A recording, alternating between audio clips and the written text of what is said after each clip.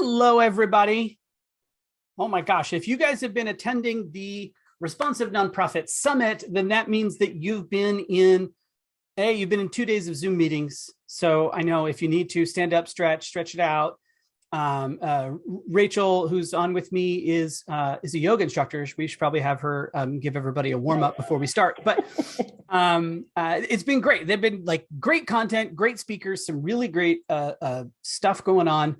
And we appreciate you sticking around on another Zoom meeting and joining us today for the Virtuous Insider. This one will be a little bit looser than some other insiders in the past. We don't have as much set or defined content for you.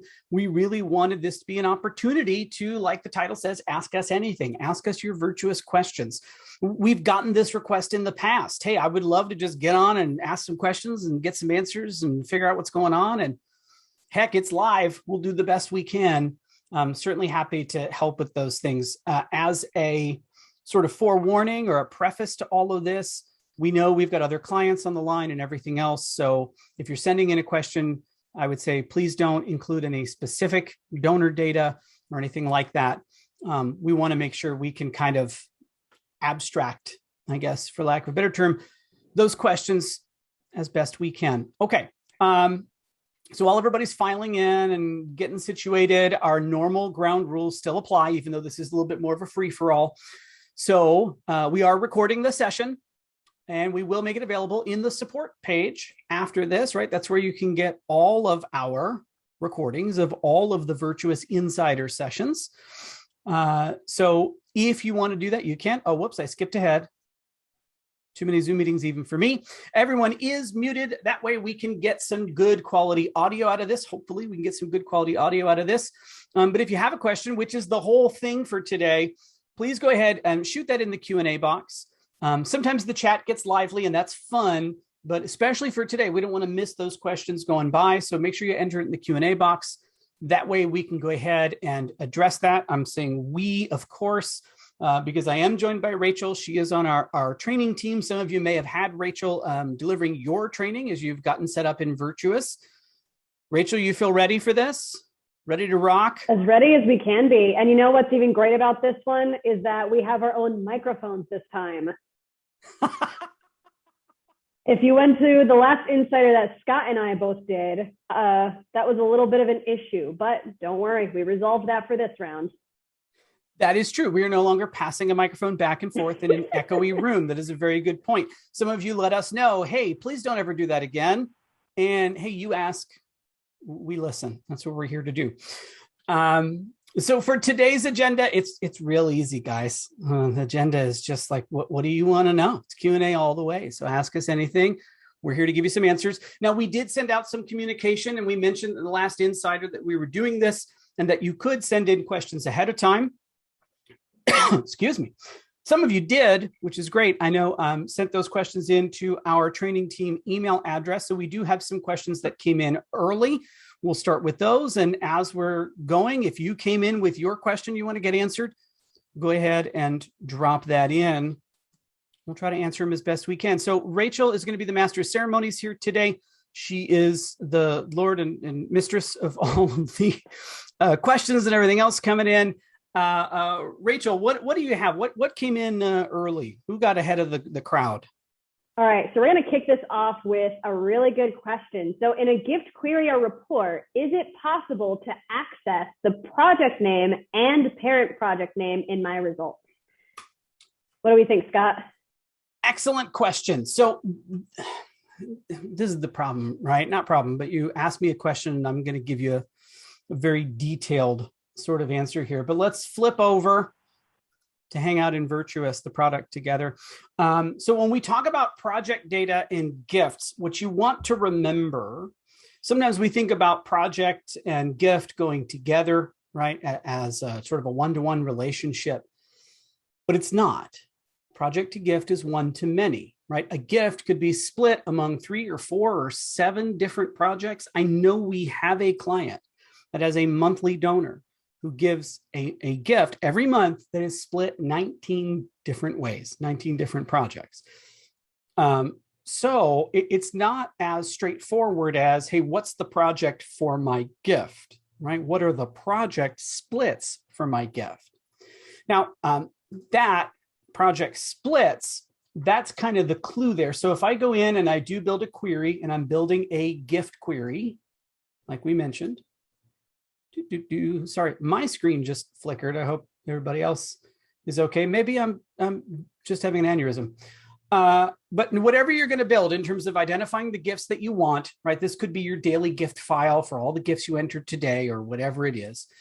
You can identify them through whatever parameters you need. And then in your CSV download, right? These are where you have all the fields. Now, the gift query has the most available fields for export, more than any of the other query types, because there are so many different objects and things that can relate to gifts. Okay, so it's got the most stuff. Now you can scroll through here, and as you scroll through, when you get down towards the bottom, there's this area for split by. Like I said, think about project split. And this is where you'll see you can pull in the split by project. That's actually going to give you the project name. And then split by project code will give you the project code, right? And here, split by parent project, that'll give you the parent project name. And this will give you the parent project code. Now, because this is being split, that means that one gift could be exported on multiple rows in your query export. So if someone gave a $100 gift and 50 of it went to clean water and 50 of it went to education, what you're going to see in your query output, now, of course, this depends on the other fields that you select, but assuming we have, gift date and amount and all of those, you'll see on one row, you'll see $100, maybe it's today's date. And then the project, you'll see the project name, the project code. So clean water, right? CW123, and you'll see $50. On the next row, you'll see the same gift. So $100, same date. If you have the gift ID, it'll be really obvious, same gift ID. And there you'll see education, maybe that's ED123, and $50 for that split. But that's how you can get that project data into your export. Okay, just think about it being split. Now, as a quick shortcut, if you're looking for export fields here, you could scroll through here. That's great. It's also like, kind of an eye test. But if you come up here to the search, so if I just typed in project, that's going to show me all of the fields that are available that have project in the name, right? If you're looking for certain statistics, you can go up there and search for, life to date. You have to spell the word life correctly. That'll give me all the life to date statistics. So a much easier way, and this is in any query type, to find the export fields that you want. Okay. I see some other questions coming in. I know we've got some questions in advance, so I'll stop talking about projects and queries. Rachel, what else do we have in our punch list?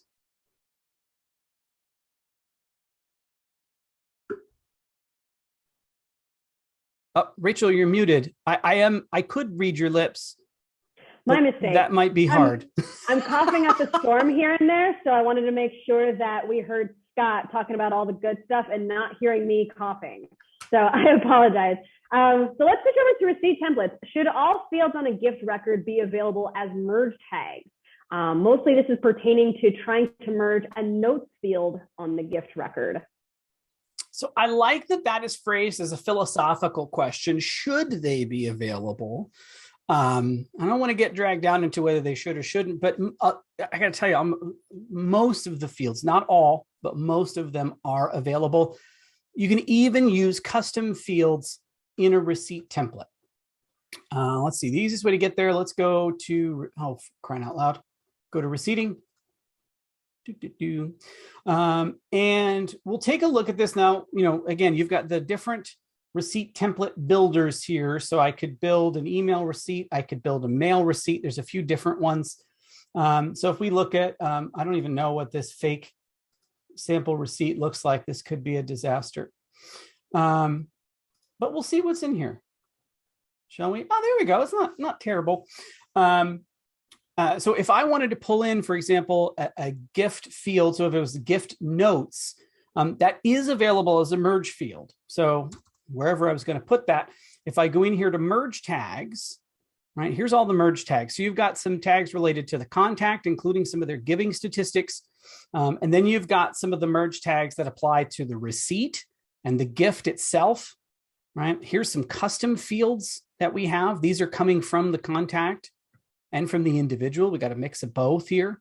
And then I get down into everything related to my gift, like the date, the amount, and here's my gift notes. So if I wanted to drop that notes field in, I could. Now, this is where there is a difference in terms of the type of receipt that you're building. This gift notes, I could drop this into the body of my receipt really easily. Here, because I'm doing a mail receipt or a paper receipt, I could actually add this to this gift table if I wanted to. I can customize the table. I could add another column, right? Once I come in here, you can do all sorts of stuff. So if I put my cursor here, I could say, hey, add another column at the end. And for that one, we're going to call this notes. And that's where I want to put that gift notes field. I don't want that to be here. I want it to be down here. Okay. So I could build it into the table, or I could build it into the body of my email. If I'm creating an email receipt, I can't edit the gift table. There are a handful of gift tables that are available, and I have to pick from the available options. Otherwise, I could still build the gift data into the body of my receipt, the body of the communication, and there I can drop in whatever I want. So quick question on this. Is salutation available while we're here? So salutation in Virtuous would be the informal name, right? So you've got two things. You've got the contact name and the informal name. Contact name, you can think of in other systems as the addressee. It's the full name. It's what's going to go on the outside of an envelope. Okay. And so we've got contact name built into our address block up here. And then here we've got the contact informal name. So that would be what you would think of as the salutation. So if I've got Bob and Sarah Smith, right, the contact name might say Robert and Sarah Smith. And then the contact informal name would just be, hi, Bob and Sarah.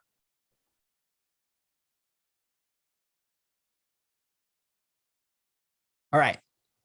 What's next? This is good. I like it when it's lively, man. Keeps me young. So it seems like a really common theme among some of these questions are regarding receipting, querying, and reporting. So I'm going to, while we're on receipts, address this one regarding receipts. If we create custom queries for different audiences for receipts, how do we know whether or not someone is missing for receipting across all those queries? Would we need to create a query for anyone that doesn't get a receipt to catch people who don't fit a custom query we set up? Do I need to create a query for my queries? I like that. So here you can see that I've actually, I don't know when it happened, but somebody was in here and ran receipting. So I'm in sort of the middle phase of running receipting here.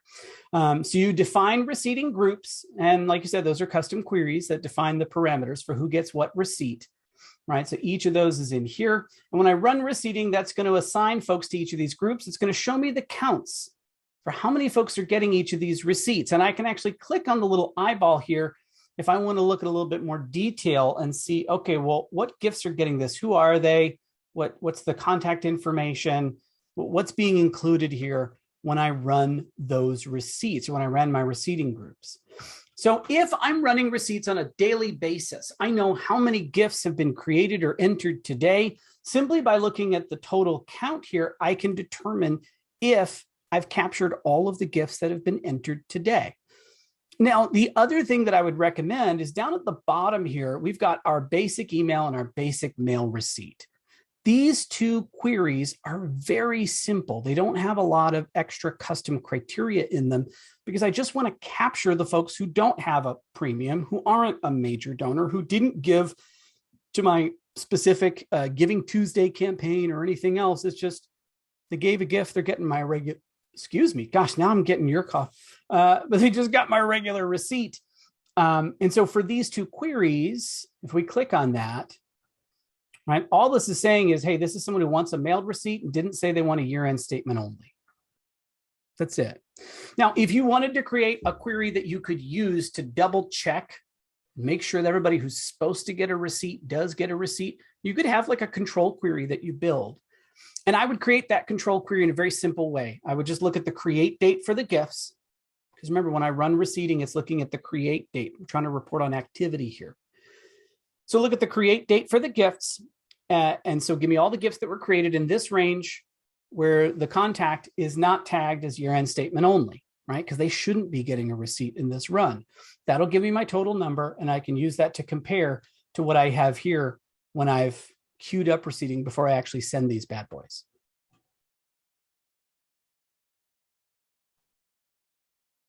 All right, what's next?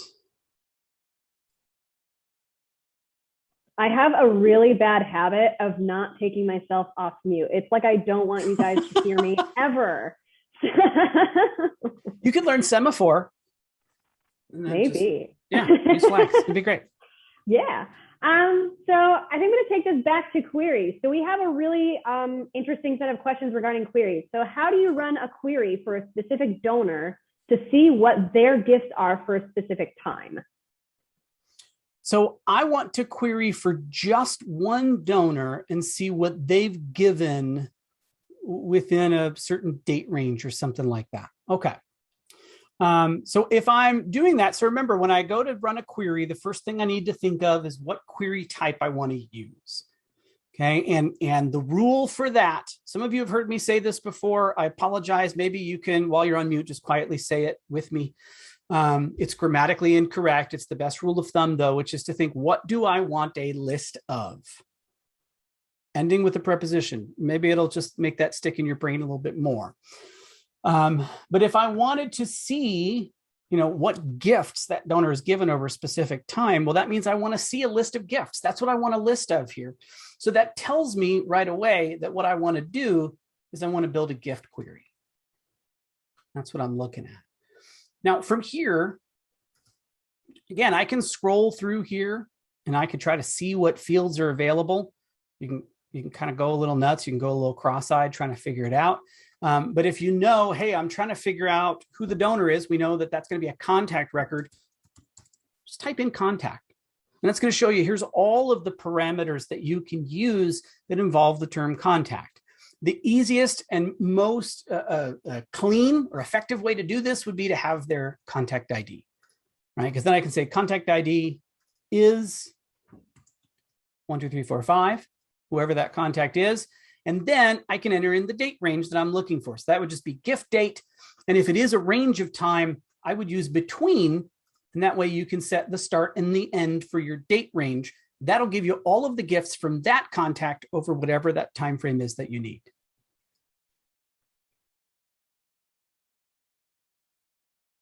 All right. I'm just going to say, and now Rachel will unmute herself and she will toss us the next question in her stack of questions. Thank you for the reminder that I definitely need to unmute myself. So while we're on queries, let's get one more of those questions. It would be amazing to run queries on tasks, not only the automated tasks, but every task. The way we can set up automations based on tasks. What are our thoughts on that? Man, everybody wants to know our philosophy. Hey, don't you think that we should have all these fields available? Don't you think it'd be great to have these query types? So here's the deal. Yes, there are some things you could do in terms of querying on tasks. There is one task type that's only based on automated tasks. And really the goal there is to be able to use those to reassign tasks. But most of the automations that I want to run, I typically want to see if that task has been completed.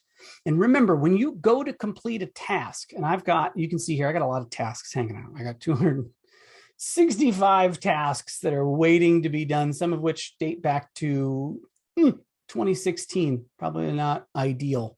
But for any one of these tasks, right? So if I go in here and I look him up and I say, okay, great, I'm going to give him a call. I'm going to say, thanks so much for your gift. It's definitely going to be in past due because this is old. Look at that, I got a few of these.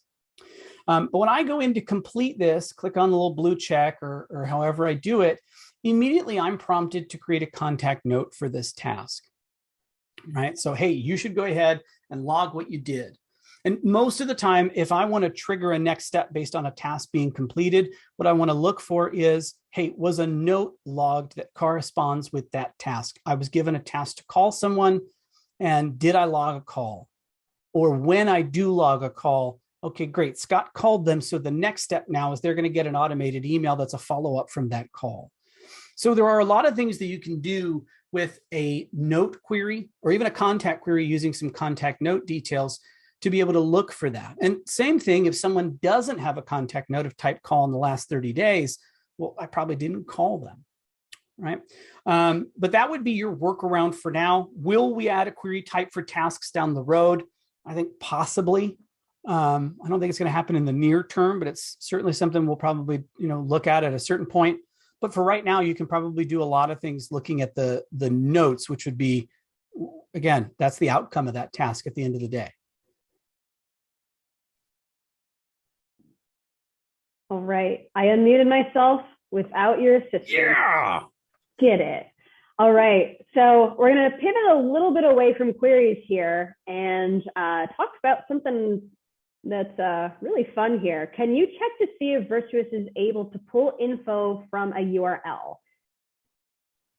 And I saw this question. This came in ahead of time, and I know this is from someone who is like brand new on the cusp Virtuous client, which is interesting. So can we pull in data from a URL is a little bit of a loaded question because it depends on what the URL is, depends on what the data is that I want, depends on how I'm processing, for example, online gifts and things like that. But I can use custom parameters in a URL in a Virtuous giving form, for example, to pass through some specific details. The easiest way to show this without me, I was going to say, do I have a good giving form to show this? Probably not. But we do have a support article, so I will certainly perk our pot on the training team side to talk about all the awesome support content that's in here. But one of these is the ability to set certain values using custom URLs. In particular, right, the two that are most common are I want to track the segment and I want to track the project because I want to know, great, I got a gift, but why? Are they responding to a particular email like this here? They're responding to a call to action on my website that made them click on my donate button. Why am I getting this gift? Well, we know that in Virtuous, when you have a gift come in, everything about how I raised that money, what was the campaign, the communication, the channel, all of that comes through the segment code. I've got one piece of data that passes over all the rest.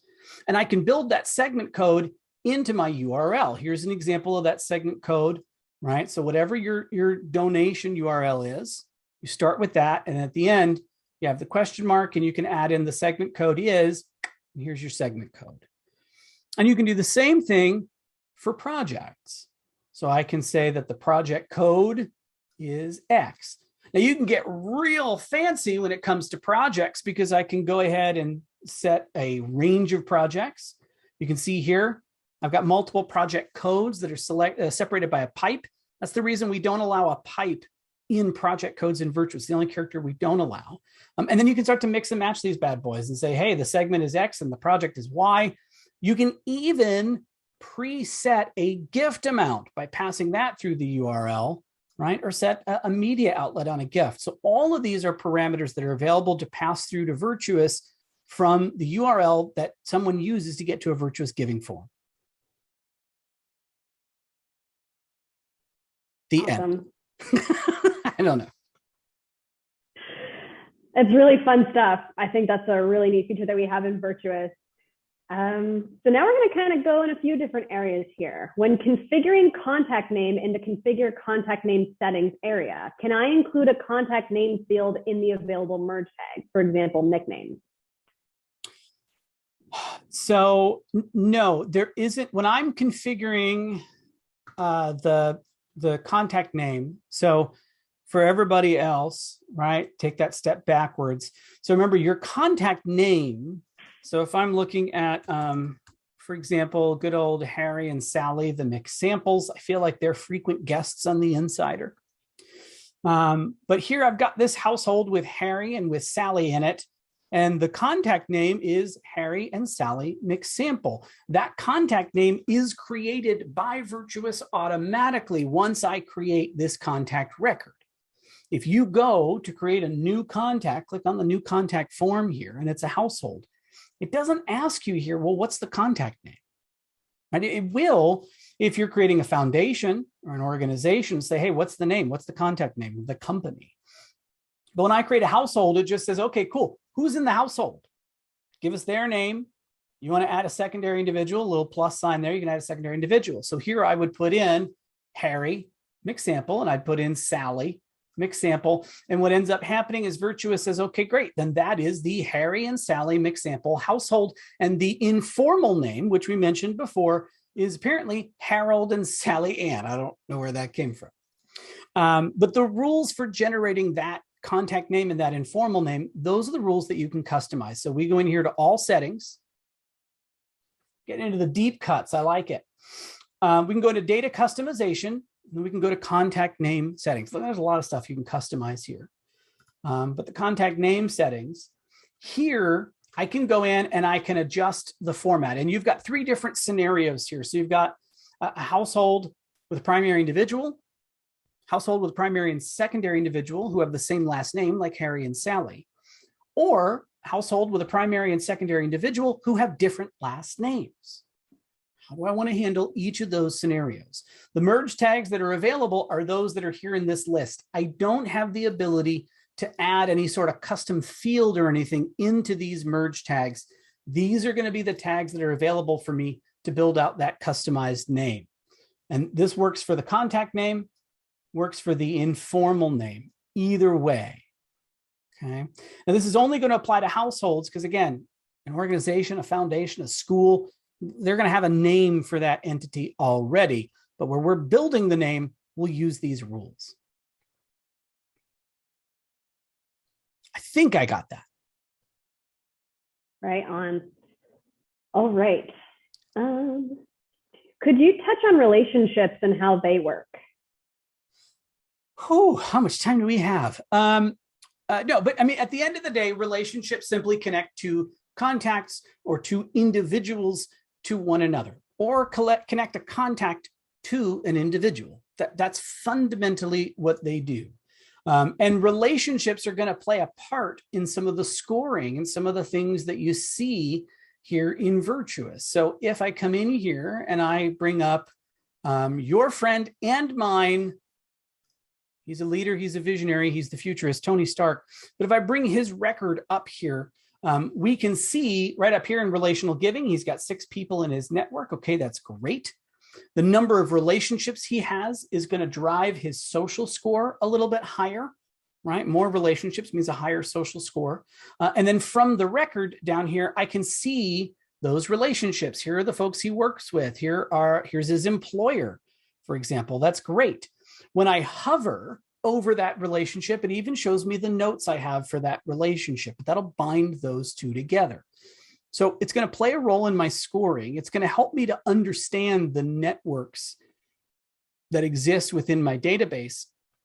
And then I could use this to query as well. So if I wanted to build a contact query or an individual query and say, give me everybody who is a coworker of Tony Stark, I could actually do that. Now, I'm going to need Tony's contact ID to be able to build that query, but I can query on relationships. I could say, give me everybody who has a relationship type of coworker that's related to Tony Stark, to contact ID. What is his ID? 392071. And that'll bring up those records, those individuals. Right. So especially if I want to know who someone works for, if I wanted to go in and say, hey, look, we're getting some corporate gifts from UPS. How many folks in my database work for UPS? I can start to use that to see those relationships and see those networks. The other neat thing I will say just briefly is one of the default widgets on a contact record is this relational giving widget. And one thing I really kind of like is that we put a dollar value on that. So, hey, how much giving have you received from their relationships, from folks in their network? So think about if you have a church in your database and you've related everybody who is a member of that church to the church record, right? And you're saying, hey, look, we're going to go out on a speaking tour. We're going to stop at a couple of churches in some areas. We need to figure out which ones might have the biggest impact, which ones have the biggest ROI. You could literally bring up all those churches and you could look at the relational, the giving from their network and see, wow, look at how much we've received from members of this congregation. They're really strong donors here. we definitely want to hit that one. Right? There's a lot of things you can do with relationships. They're pretty cool. All right, I could talk about those for the rest of the time.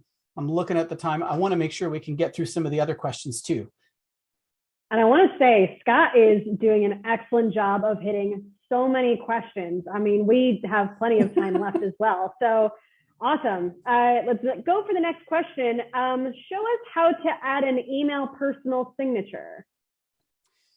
So an email personal signature, I mean, if you were putting together, for example, a marketing email, right? And you wanted to add in a signature, you could in that marketing email. So remember, you can create emails in Virtuous Marketing.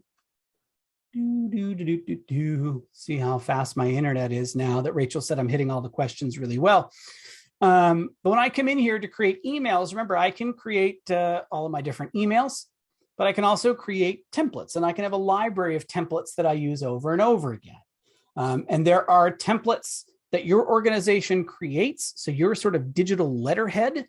And then there are templates that are there out of the box in Virtuous as a sort of starting point for you to create your own templates. These templates all look smashing, I got to say. And then there's the Virtuous templates. You could say, hey, look, I like this, but obviously I want it to have my colors, my logo. I'm going to take that as a starting point and create my template. So you could do that if you want to have a signature that includes like your name, your title, and maybe you've got a JPEG, you got a PNG, you got an image file that actually has your handwritten signature that you want to add in at the bottom of the email. You can do that too. That's totally fine. Now, let's say that I'm using this organization template. We'll use this thing because it looks crazy. So we're going to hit copy. We're going to create a new email, and this is going to be today's fake email.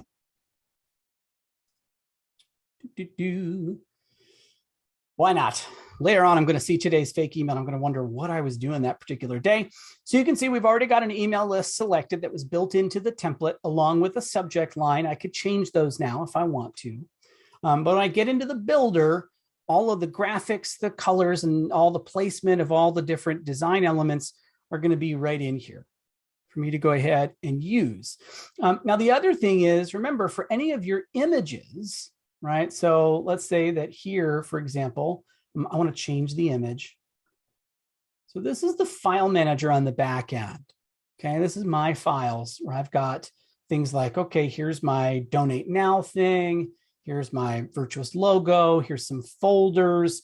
So that graphic file, that sort of JPEG that you have of your signature, you could have that stored in that folder. That way you can pull that into any email that you send. So there's a couple different ways you could do that. Well, thank you. And I think while we're here, may also be worth mentioning how we might bring in a dynamic current date field. So I don't have a way to bring in a dynamic date field in an email necessarily. And is that like an email merge field that we're looking for? Are we looking for that as a query parameter? Are we looking for like the receipt date? Do you know? I recall, I think this question was asked while we were going over receipting. I could be very wrong, but I think that's what that pertains to. Excellent. Well, there's a couple different ways that you can do that when you're building a query. So let's go back to the query context, right? Because if I'm merging fields into a receipt, there's a couple of dates I can pick, but they're kind of set, right? There's the receipt date, which is the date that the gift was receipted. That's dynamic. It's going to be when you do the receipting. Other than that, though, there's the gift date that's kind of set on the gift already. But if I'm coming in to do a query and I want to get all the gifts that were created today, because I know we talked about that earlier. We said, hey, you could build a query, get all the gifts that were created today and go ahead and grab those. Let's say I'm building a gift query. The way that I like to do this, there's a couple of different ways you can do it. But so let's say that I'm doing create date. Now in your operators here for date parameters, you got a bunch. What you want to remember is that things like is, the less than, which includes less than or equal to, the greater than or equal to, the between, all of those will use absolute dates or calendar dates in your parameter. But I've also got the before and after, which includes the on or before, the on or after, those will let you use relative dates. So for example, if I wanted all of the GIFs that have been created today, then I could simply say, give me all the GIFs where the create date is after yesterday. I don't ever have to mess with that query. Every time I run it, it's going to give me all the GIFs that were created today, and I can just leave it as is. We'll go with that, Rachel. I think that might be the closest. I agree. And since payments by Virtuous is thing, does the ACH payment acceptance and payments by Virtuous work for organizations outside the US? So the ACH is US only. That's a question that actually came up not long ago, and I found out that for ACH gifts, it has to be a US bank account. It's US only in terms of supporting ACH. All right, I'm going to try and get in a new question without sneezing midway. We've got coughs and sneezes. I'm okay. I'm just trying to make sure we get through this. What query brings all contacts for certain projects through a few years? I'm trying really hard not to start saying what query brings all contacts to the yard. But if I wanted to get all of the, oh boy, there's a couple ways to tackle this, right? Either way, though, it's going to be a nested query, because again, if I'm saying, so what we talked about earlier, your rule of thumb to pick your query type, my query type, well, what do I want a list of? Here we're saying I want a list of contacts who have given to a certain project or whatever time frame. So at the end of the day, we know what we want is a contact query. That's our ultimate goal. But you could go in and build a contact query, and I'll tell you right now, nowhere in there is there a parameter for a project that they've given to ever, right? Contact query doesn't know about that. For that, I'd want to build a gift query. And here I can go in and set things like the range I'm looking at. So if the gift date, right? So if we said, hey, I want to do this over the last year or two. So gift date is on or after, let's say 2 years ago. Great. So in the last 2 years, I want everybody who's given to, and then again, same trick. We've talked about this a few times. Just use that type ahead, and that'll show you all the different project parameters that are available. Okay, so here I can go ahead and say project name, project code. Now, whenever you're building a query and you're using projects as a parameter, I'm going to tell you, use the project code. Don't use the project name. The project name does not have to be unique. Now, sure, it should be, and you could tell me, hey, look, I got 6 projects and I know they're all unique, and that's great. But at the end of the day, the system is not enforcing that. And so it is possible for you to have a duplicate name. It is not possible to have a duplicate project code. They have to be unique. That's just the nature of them.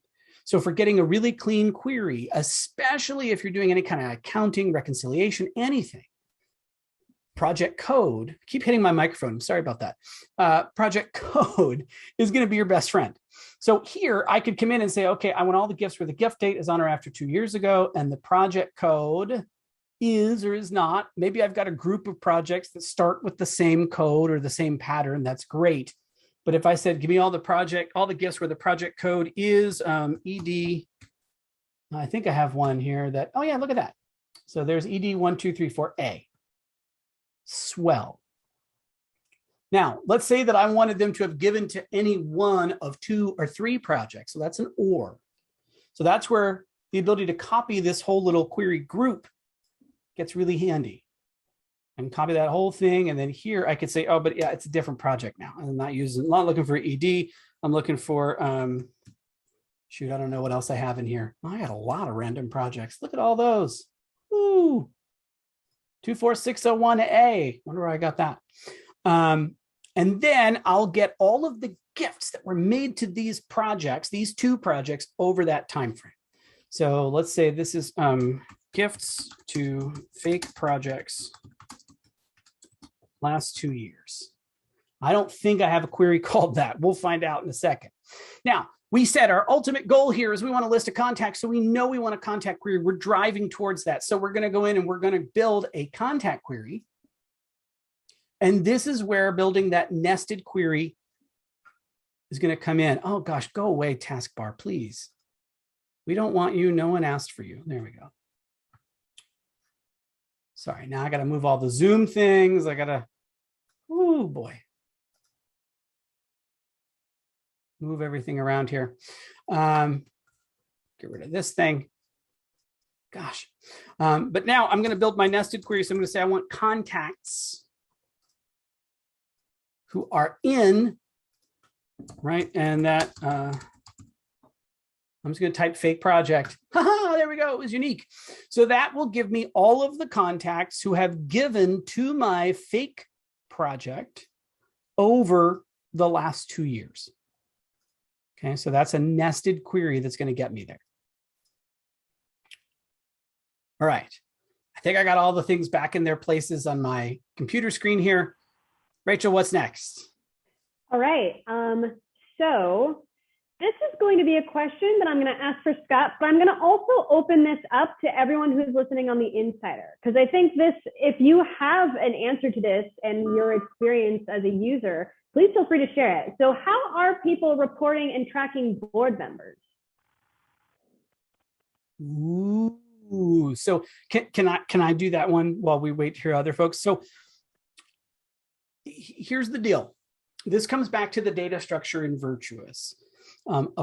Board members are people, which means that by definition, they are individuals. However, those board members also exist as part of a contact record. Right. I know a lot of times the temptation is to create a tag for board members. Shoot, I'm in 98.625% sure I've got a tag in here called board member. Let's find out. I got a very small board. I've got 2 members. And so this a lot of times is the temptation to say, okay, I'm going to use a tag. I'm going to identify my board members. But the trick here is now when I look at this record, I've got Debbie and I've got Virginia. I don't know which one of them is sitting on my board. I know someone in this household is, and that is useful a lot of times. I want to send out a mailer and I don't want it to go to anybody who's a board member. Great. But if I want to know specifically which of these folks is a board member, the tag isn't going to be great. So this is where the ability to use things like a custom field on an individual are really, really valuable. That way I could make sure that I know that it's Virginia or it's Deborah who is the board member.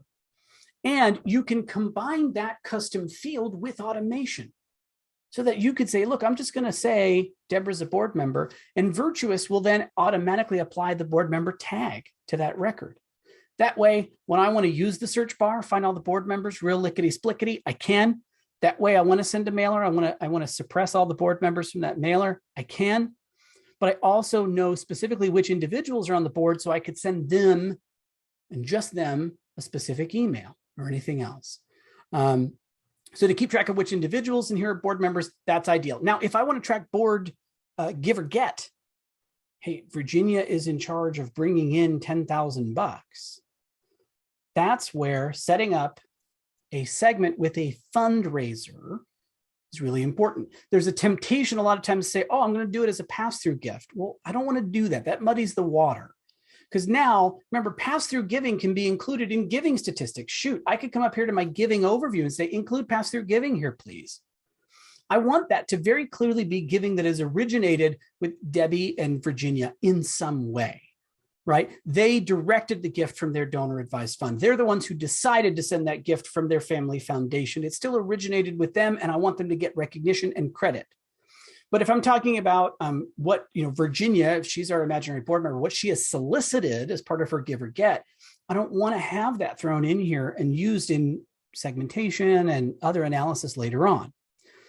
So creating a segment to track that under the peer-to-peer segments here, that's ideal. Okay, and you can select an existing segment, or remember, you can create a new segment and you'll choose which campaign communication that belongs to. So for your annual campaign or your general campaign for the year, maybe you have a communication for board giving. And underneath of that, right, underneath that communication, you can create segments for each of the board members. Then when those gifts come in, I can apply that segment code to that gift, and I'll be able to see those gifts listed here. I'll be able to query for how much Virginia has raised, right? How much is attributed to this record as the fundraiser? I'll be able to see all of that data. So that's a twofer. Awesome. So for our next question, and I think I'm going to have this one be an open one as well. How do people use membership? Ooh, that's a really open-ended question. There's a lot of ways you can use memberships. I'm looking at the time too, and I know we're getting close, and I feel like we've got even bigger list than we started with. So it'd be interesting to see what comes in through the chat here, right? Memberships are a great way to track just that, right? Who is in my patron level, who is at this level, who is paid for certain membership for the year. Remember that memberships can apply to contacts or they can apply to individuals. So again, I could have a membership for Debbie in Virginia. I could have a membership just for Debbie or just for Virginia. Either way, someone can only have one active membership at a time, though. They can't have multiple active memberships. They can't be both the patron member and the director's circle member and the orchestra society member. They're going to have one active membership. If someone upgrades a membership, then, well, they're no longer at the patron level. They're the next level up. They're the director's circle or whatever it is. That would be the ideal way to really kind of use your membership data. The nice thing about memberships, unlike say something like tags, is that memberships will stick around on the record. I'll see which one is active and I'll see someone's past memberships. And so I know how long they've been a member, even if they're renewing every year. We'll see what else comes in here. Rachel, we're getting close. I'm looking at everything coming in. Again, I feel like it's bigger than it used to be. What else do we have? All right. How can we track alumni employment information? So I'll give the rapid fire lightning round answer to that, which would be custom fields on an individual. And I would specifically say individual because, again, just same thing with board member, right? The individual is the alum. My wife and I went to the same college. So we're both alums. We're an alumni household, right? But obviously I work at Virtuous. My employment information is going to be different from hers. I want to keep that at the individual level, but using custom fields for individuals, that would be the best way to do it. All right, awesome. Can end up like the Micro Machine Man here, just like going. We're doing this. We really are. We are covering a lot of ground here. I think this is awesome. So we have premiums attached to gifts. Can you explain a little more what a premium is and how folks would use it?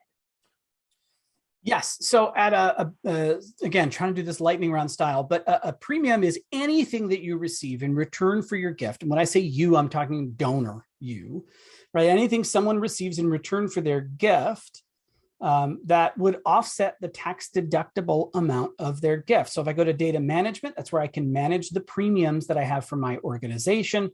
Right? Hey, look, new tote bag. I always say the one premium that everybody's familiar with, no matter what they do, is the PBS tote bag, right? You get this handsome tote bag and a set of Blu-rays of Downton Abbey with your payment of $75 or whatever it is. So anything, so if someone by donating gets the Blu-ray of something, if they get a hat, t-shirt, that's a premium. The things we don't always think about as premiums are things like, hey, you did my fun run, you did my turkey trot, my 5K, and you got the t-shirt for it. Well, that has a fair market value.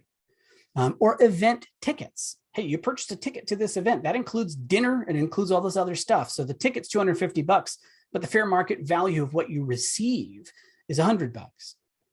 Right? So you spent $250 and you get that receipt says, thank you for the $250, of which $150 is tax deductible. We show you received the following goods and or services in exchange for your gift. One, gala ticket, fair market value $100. That's the intent behind premiums. Right, fantastic.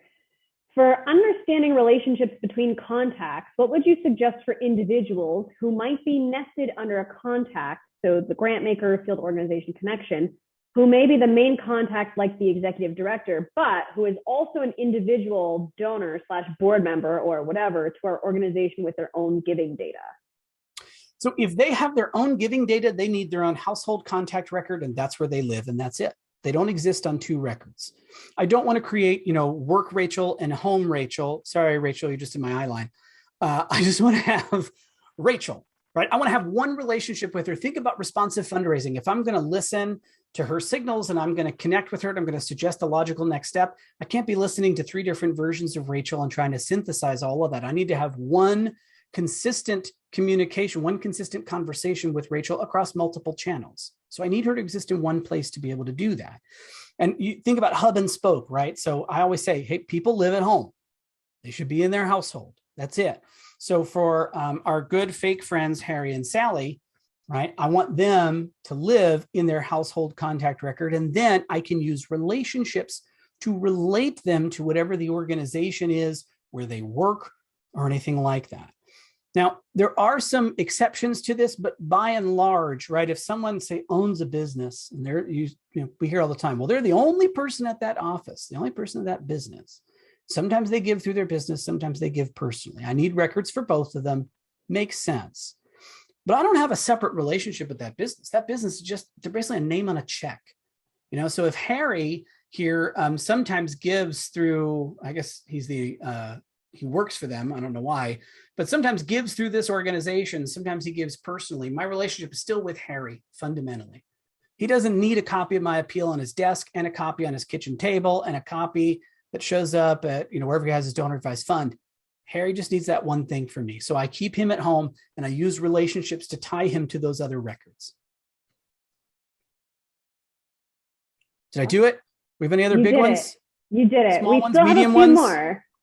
We have, I think, let's get a good one. Smaller ones. All right. I would like to have a widget showing a custom report on my dashboard. How do I do that? Oh, let me count the ways. Actually, it's 2. It's very easy to count the ways. So number 1, I need lunch. Number 1, if I come in here to add a widget, and looky there, I got an open spot. When I click to add a widget, this gives me my lineup of all the different widgets that are available. And at the very top is custom report. So if I click on that, you'll see it doesn't let me pick the report yet. It just says, okay, cool. We're going to add this widget that is tied to a report that says, okay, Haas, what report is it that you would like here? Oh, okay, great. Look at that. So now I can come in here and I could use, whatever it is. I don't know, average giving by contact type. There we go. Now it's going to stay named as custom report, which might be kind of stinky. But then remember, any widget you can type to rename it. Average giving by contact type. Great. That's method number 1. Okay, that's doing it right from the dashboard. That way, if you've built a custom report that's available and I want to add it to my dashboard, I can do it. But number 2 would be from the report itself. Okay, so if I'm in here and I said same thing, this, look at that, average giving by contact type. It's one of my favorites. But if I go into that report and I said, wow, I love this graph up here. I'd like to have that on my dashboard as a widget. Add to my dashboard right up here in the upper right, click on that. It'll tell you at the bottom, hey, you're good to go. It's been added to your dashboard. And when I go to my dashboard, that's added that as my newest widget. It'll be in that last open slot at the bottom right there. And here you can see it does pull in the report name. But again, I could change that if I wanted to. Okay. And that's a really fun little feature we've got. It's cool, isn't it? I saw one question here in the Q&A box. It's a freebie, which is, do tasks come up on the dashboard? And they do, they're right here. Got another one in. Okay. If we didn't get to your question, blame Rachel. Thank you guys. I wasn't sure. We're never sure how this is going to work. If this is something that you find helpful, if it's something you'd like to see more of, let us know. Right? We shared it before, training@virtuous.org. Let us know what you think. We want to make sure that what we're spending time doing is what's going to be most helpful for you guys. But I know we are right close to time. You have any more quick ones, quick hitters, Rachel, we want to squeeze in? I think this will be a quick one. What's the difference between using project type or parent project in terms of grouping projects? Spelling. Primarily. So it's just, there are 2 different ways to group projects together. right? You've got your parent project and its sub-projects, then you've got project type as another way to group them. I know we did recently an insider webinar where we talked about projects, and we actually had sort of a little visual, little graph to think about the fact that you've got a couple different ways to group projects together. So parent project, sub-project gives you one hierarchical view, and then project type might give you a different slice of those projects, and then location is another way to group your projects together. Of them, parent project, sub-project, that's the one that's hardest to change. That's got to be built into the bedrock of what you do. Types and locations are fungible. You can change those all the time. So those are a little bit easier to manage or to pivot if you need to. All right. I think that's it. If you did have a question that you sent in and we didn't get to it today, we'll still try to go through those and get back to you. We'll work with our team to make sure we can get you your questions answered, because it is important to us. I would be remiss if I didn't say, please do, oh my gosh, don't get ahead of ourselves. But please do tune in next time. We do have the Responsive Nonprofit Summit going on this week. It's happening again tomorrow. And next week, we'll be looking at some key insights from all of the speakers from the summit and talk about, hey, great, how can I take these great philosophical ideas and how can I practically apply those to what I do in Virtuous? I'll say it's a personal pet peeve of mine, but you go to all these conferences, you hear all this cool stuff and you get jazzed and you walk out and you go, man, I'm excited, but I have no idea what to do. I want to do all the cool things that speaker said that I should do and that are good for me, but like, heck, how do I do it? We're going to try to decode some of that for you next week. And we do have, as always, 2 different recurring features at the end. One, a quote from someone smarter than me. It is better to know some of the questions than all of the answers. I thought that was fitting for our Q&A today. Questions are how we find those answers. You don't ever want to be the person with all the answers, which I guess, I mean, shoot, let's be real. People sometimes think I do. I don't have all the answers either. I like asking questions. Rachel, do you have any parting thoughts for anybody in the crowd today? Any final words of wisdom? I guess I'm going to kind of tie it to the quote you have here. One thing that I always really was soothing for me is the more you know, the more you don't know. So I feel like even when you get your questions answered, suddenly it's like, oh, now I have like 5 more questions now that I know this one more thing. So it's a learning process. There's always something new to learn. Excellent. And that's job security for us, quite frankly. And then it's time to leave you guys with our newest tradition, which is the Jason Van Loo dad joke of the week, sent to me directly from Jason, our director of product. Did you hear all the problems Tommy has? He'll figure them out. You got to think about that one for a minute, and then you'll start to groan, and then you'll wonder why you stuck around to hear it. Thank you all for joining us for this special edition, and hopefully we'll see you all again next week. Bye, everybody. Guys. We'll see you soon.